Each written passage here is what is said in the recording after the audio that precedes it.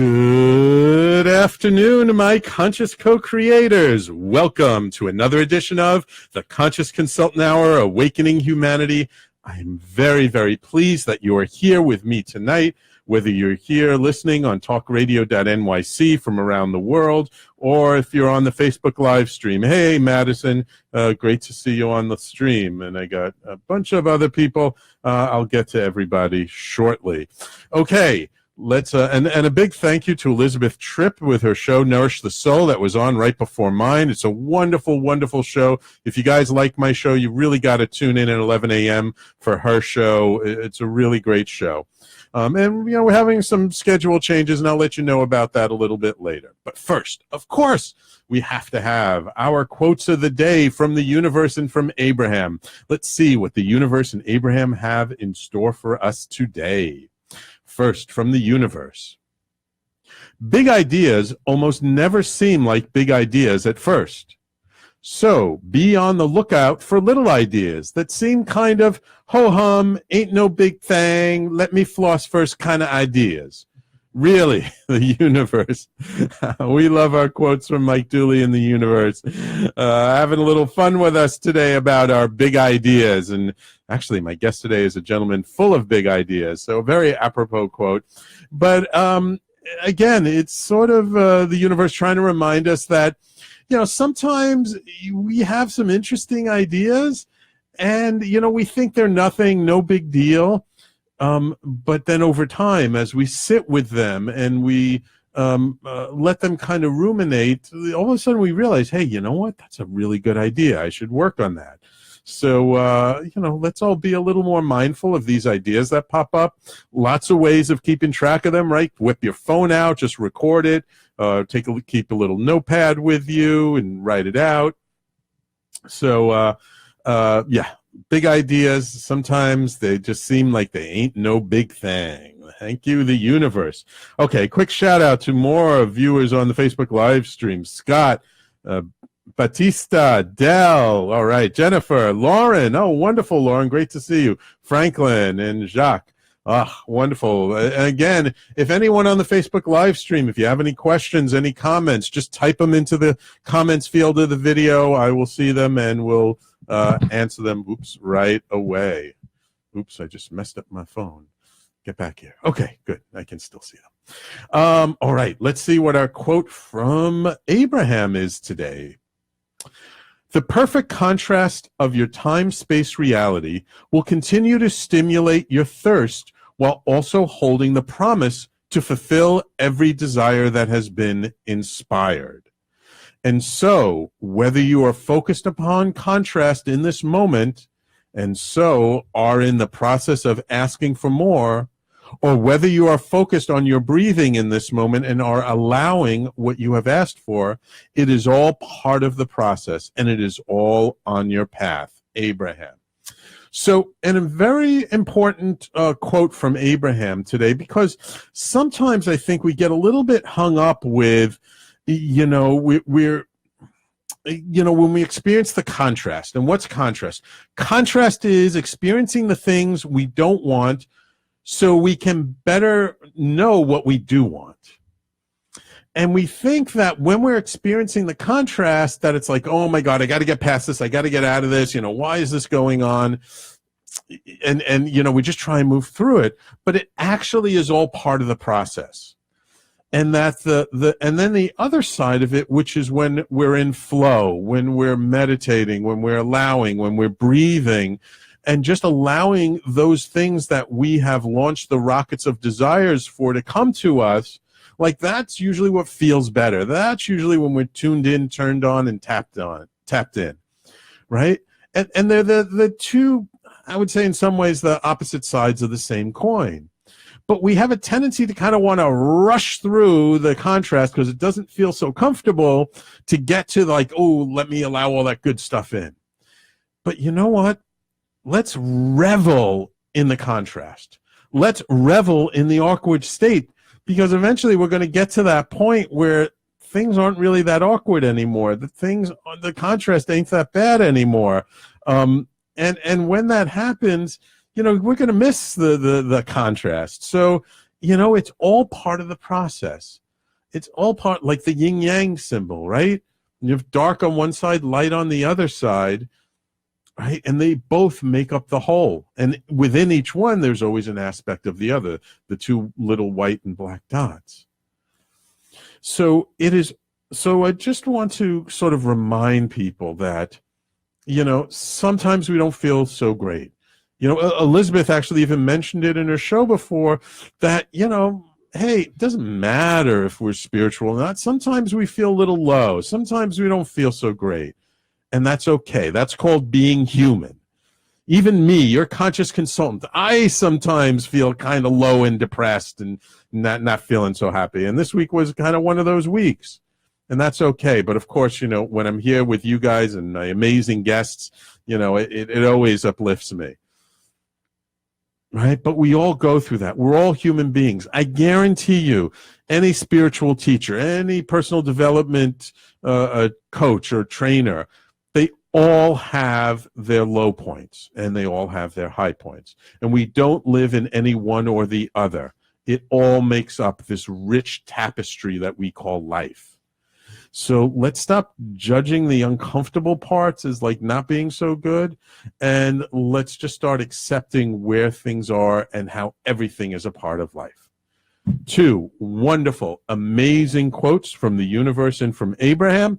I hope you enjoy them. Of course, next week, well, actually not even next week, later today, I'll have a couple of more quotes, and I'll tell you about that a little bit later. So now, it is my extreme pleasure to welcome my in-studio guest. I'm always so happy when I can get my guests in studio. It's so much better than on the phone. My guest is an acupuncturist, an author, and spiritual counselor, Dr. Bertrand Babinet. Dr. Babinet holds a PhD in human development and a master's degree in spiritual counseling. He is also a licensed acupuncturist in the state of Colorado and holds certifications in nutrition, functional endocrinology, functional blood chemistry, postural integration, neural organizational technique, that's a new one on me, and Namudrapad allergy elimination technique. Wow, that was a mouthful. He has integrated these various disciplines into a functional approach to health called biofunctional energetic medicine. It is centered on the person and not the disease and seeks the best way to restore optimal health and well-being using natural means such as vitamins, minerals, probiotics, essential oils, enzymes, homeopathy, herbal medicine, and psycho-spiritual coaching. See, this is my kind of guy. Dr. Babinet has taught and lectured throughout the world and is the author of a book on spiritual psychology called Empowering the Heart, Restoring the Peace, Healing the Hurt, and Sharing Your Gifts. And it is my extreme pleasure to welcome him to the Conscious Consultant Hour. Welcome, Dr. Babinet. Hi, Sam. I'm really happy to be with you and to have a chance to talk to the people and let them know what I do and what my thoughts are, and basically, if I can piggyback to what you were saying before, absolutely. One of the way I express it is a little bit differently. I say we have been designed spiritually as an extension of the divine, but we have been programmed through fear or lack. So automatically, we go through those phases of our reactivity, which is absolutely natural, because that is, in fact, what has kept us alive on the planet. Absolutely. But it's not very much fun. No. And so we have to learn how to switch back to our design. Yes. The way I express that sometimes, I say it's a little bit like a car. If you are in reverse and you want to go forward, you have to move to neutral. Right. And so a lot of my psycho-spiritual approach is saying, how do we shift from reactivity to neutral so that we can choose to move forward? Right. And that's a lot of what the book is about. Wonderful, wonderful. So I'd like to give my audience just a little bit of background on you. Have you always been into sort of the holistic, more natural approaches when it comes to medicine and helping people to heal, or is that something that developed for you a little bit later in life? Well, I started with a lot of learning disability and a lot of challenges. I was born at the beginning of World War II, and I was in the protective trenches in Normandy during the debarkation. Oh, So wow. I had my share of early childhood traumas and experiences like that. Then I actually studied law and business administration, and I have a master in international relations. Oh, wow. And I worked for the French embassy as an industrial attaché for 7 years. No, I got it evolved later. So I think I was always very spiritual in a lot of ways and very much connected to loving and that kind of stuff. But as a career or as a way of sharing my life in the world, I think it probably came much later. I would say, it gels around. It started in in my 30s. Okay, so was there like a particular event that happened, or a particular thing you experienced that kind of got you to say, like, this is where I really want to put the focus of my life now? Or was it something that sort of evolved gradually over time? It evolved. Okay. I just remember one thing. I was studying humanistic psychology in Washington, D.C., and I suddenly realized that I could sense and know what people were going through. And so that became more of my focus of starting to move from, my work at the French embassy to studying English law, to doing bioenergetics, to being Rolf, to doing all those things. So it was a process. So about how long ago did you plant your feet both sort of solidly on this holistic path? After I left the French embassy in 1975. 75. Wow. So you've actually been on this path for quite a long time. For quite a long time. Wow. So you've seen a lot of changes, haven't you? I mean, back then, this stuff was so fringe. I mean, people really look at you cross-eyed if you try and talk about this stuff. They still do. They still do. Hopefully a little less. A little less. Wonderful. A little less. But it's amazing to me, because to me, it's such a natural approach. And the other one doesn't make any sense at all. Yes. But then, I'm confronted all day long with people who are operating within the traditional psychological model, which is pathologically based, or medicine, which is also pathologically based. And so it makes very little sense to me, but that's pretty much the way things are wired up. Yeah. Okay, wonderful. So, we're going to take a quick break.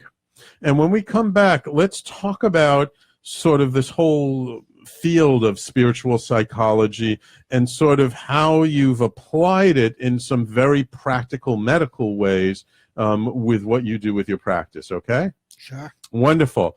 More viewers on our Facebook live stream. Joe Sam, Tom, Jonathan, welcome. Remember, if you guys have questions, put it in the comments field of the Facebook Live, or you can always call in at 877-480-4120. You're listening to the Conscious Consultant Hour, Awakening Humanity, and we'll be right back after these messages.